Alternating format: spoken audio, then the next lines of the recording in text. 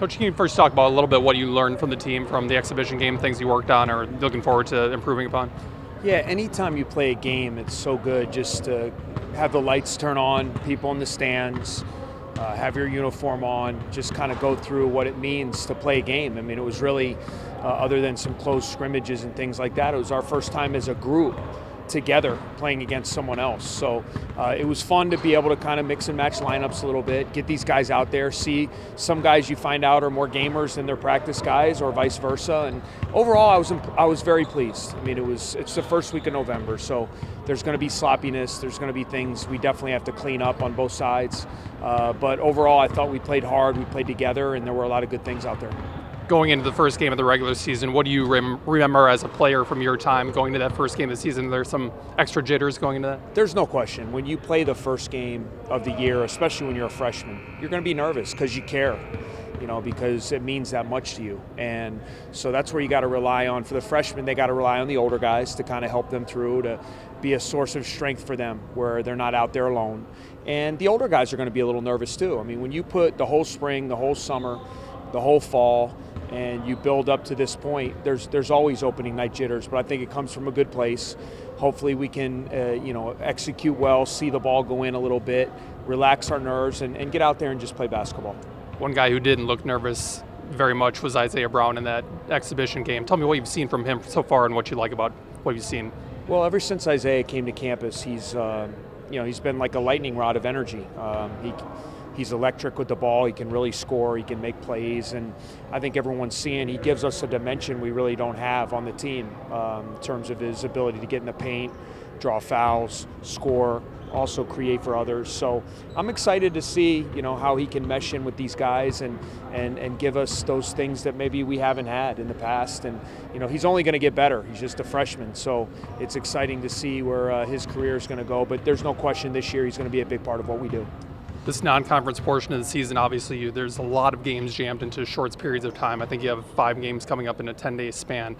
Obviously, the goal is to win, but is there ways that you can sort of balance and keep these guys fresh? It's tough, and it's tough for everybody, not just for us. I mean, the way the non-conference is now, trying to fit your non-league games in with final exams, with holiday breaks, you're going to see teams that play 5 out of 10 or 6 out of 12, and we have that stretch coming up. Starting with this first game, the main thing we can't do is look at the whole stretch of 5 games as a collective group. We have to look at each game as they come, and right now our main focus has got to be Friday night, Mississippi Valley State. We need to try to come out here, play well, do what it takes to win, and then get ourselves ready to play our next game. I think if you start looking ahead and thinking about all the games you have, you can get sidetracked, not play as well, and sometimes not come out with the wins that you need. So it's going to be important for us to stay locked into what we have in front of us at all times. With Mississippi Valley State, you played them last year. Marcus Romaine is an elite scorer on the team. What are some of the keys for playing against them and trying to limit him?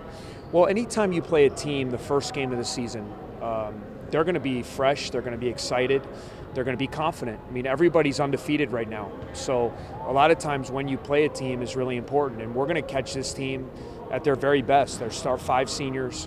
Romaine is an outstanding scorer. I think averaged 19 a game last year, had success against us last year when they came in here and played. A lot of these guys were on the team that have played here the last couple years. They're not going to be intimidated by the environment or, playing, against our players. They're going to be confident. They're going to do what they do, and it's going to be up to us to come out and win the game and not expect them to lay down in any way. National Signing Day today, you signed one individual to a national letter of intent, Anthony Gaines. Tell us a little bit about Anthony and what sort of attracted you to him in the first place. Yeah, we're really excited about adding Anthony to our program. For us, he kind of checks the boxes of everything we look for. He's a great athlete. He's an unbelievable competitor. He plays with a high motor, plays both ends of the floor, and he's a great kid. He's really wants a high academic experience. Wanted that combination of both. And he fits in great. He's different. I like guys that are different than the guys we have. He's going to play on the perimeter. He's a combo guard, can play multiple positions. He's strong. He's physical, and can do a lot out there on the floor. I actually think he's going to be a major contributor from day one, and we couldn't be more excited to have him in our program. Coach, Vic Law, we got a peek of him another night. But what type of progress have you seen from this time last year going through surgery to right now? Yeah, he's healthy. He's feeling good. He was, understandably nervous the first exhibition game, so I was glad it was an exhibition. I thought it took him about a half or even 30 minutes of the game to just relax and play. I think we saw at the end he made his last 3 or 4 shots. He got comfortable. He started attacking the basket. He slowed down a little bit.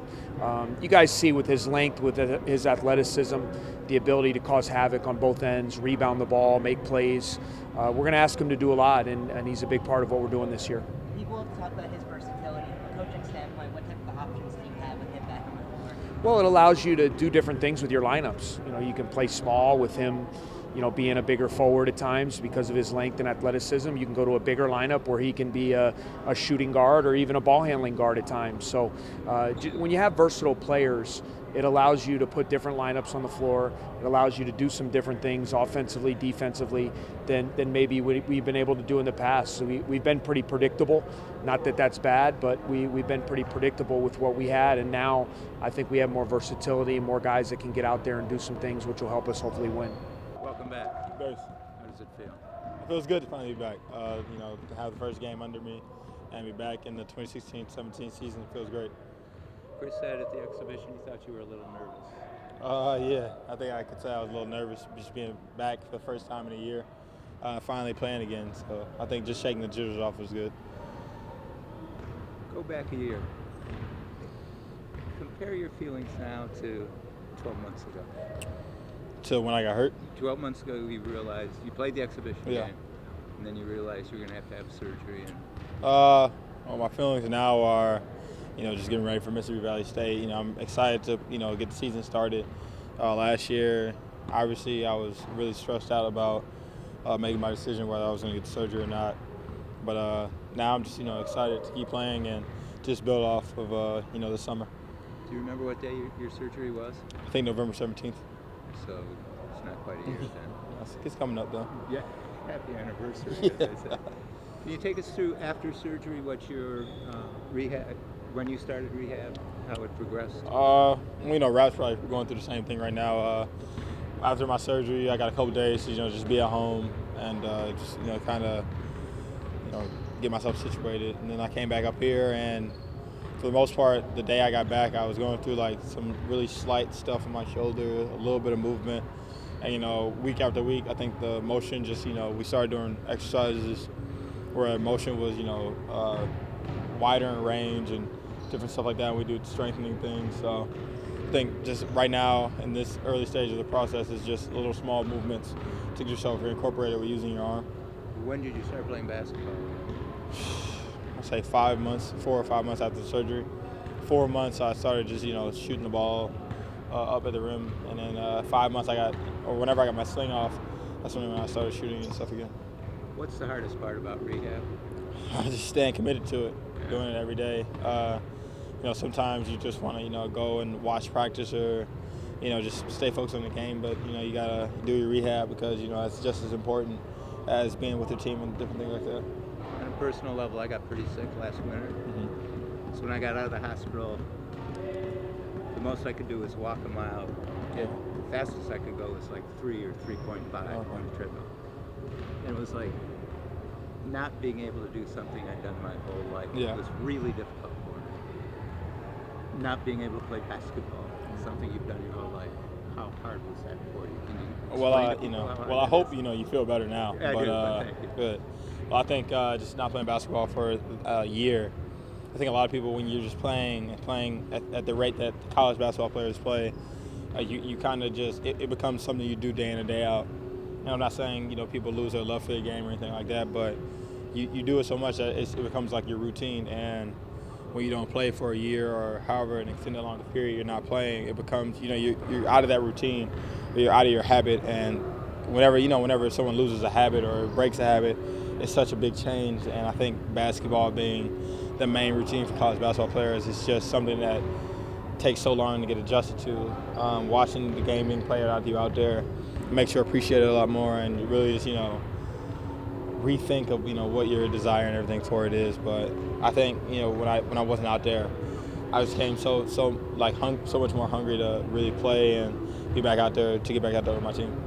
Psychologists say that the things that most depress people are being sick and losing something they love. athlete is hurt, he's sick, Yeah. he's lost something he's loved. Did you have to fight depression at all?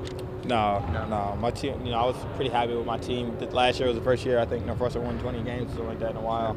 So no, I was happy with our success, and the only time I could say I was even slightly upset or anything was when we lost, because I always put so much pressure on myself that if I was out there, maybe I could help my team win or something like that. But no, I wasn't depressed. I was just hungry to get back out there. What did you miss most? I think just the adrenaline of playing, going to the big stadiums and playing here against big teams, and just having that rush of when you're playing well and you're hot, or when your team's winning. I think just that feeling of excitement and adrenaline is the biggest thing I missed. And how far back are you? I mean, there's such a thing as practice shape and game shape. I think I'm back. All the way in game Yeah, shape? I'm back. So, yeah. Just adjusting to all the new nuances of the game, the new rules, the new calls the refs are having. So I think I'm back there. All I need. Vic, off of your exhibition performance, first off, were you happy with your performance in your first game back? And then overall, what was the team? Were you happy with the team's performance? I was satisfied with my performance. I'll say that I wasn't necessarily happy. I think I could have played better. I got into early foul trouble really early, which really limited me. But I think I did okay coming back. I think I could have played better, and hopefully I'll play better going forward. But I think the team played well. We got to stop fouling so much. I think that's another part of adjusting to the new calls and everything. But I was pretty satisfied with one. Everyone was having fun and stuff. So. Yeah. Isaiah had a big game. Just talk a little bit about what his role going to be on this team going forward. He's like the little spark plug. He does so many good things well, and I think just that energy and excitement that he brings, whether he's starting or off the bench or whatever he does, I think everyone just kind of feeds off of his energy and just that quickness that he brings when he plays. So I think everyone kind of feeds off of him. You played Mississippi Valley State last year. They come in here Friday. Have you guys been able to watch tape of last year, or is it a different team? I think we'll start scouting today. So, we'll definitely watch tape on them. Obviously, I didn't play them last year, so tape will be one of the biggest things for me. But we'll watch tape today. What's the emotion going to be? You walk in, you see the crowd this time. You finally get to suit up this year and not sitting on the bench in a suit and tie. I don't know. I think I got all the jitters out in the exhibition game. I finally being back on the court. It's not really the people, but just being back on this court. So I think I'll be fine.